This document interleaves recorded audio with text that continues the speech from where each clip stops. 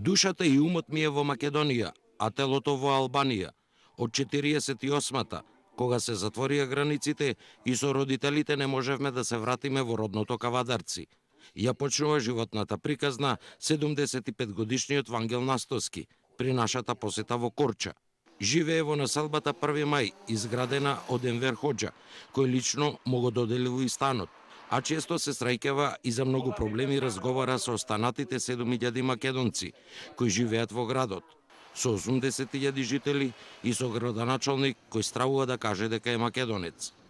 Ако си Hasan, Hüseyin, Ubo. Ako si Vanđel, Soter, ne bidva. Ako si ti Makedonec, и ми вели стално. Уште ти ту се живели, оди си во Македонија. Целиот работен век Настоски го минал во армијата, градел подземни тунели, магацини и бункери. Учествувал во демократскиот развој на Албанија. Загрижен е за спорот со Грција.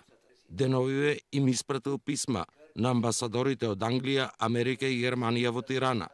На прашањето дали промената на името е услов Македонија да влезе во НАТО и ЕУ или со овој измислен проблем, големите сили сакаат да ги скријат сопствените историски грешки од 1913 година, одговор до денеска не добил. За името ние не треба никој па да го мениме македонското име. Зашто сме македонци, да го загиниме нашиот идентитет. Во мултиетничкиот регион и во градот македонците слободно говорат, но властите не дозволуваат во Корча да се отворат македонски училишта.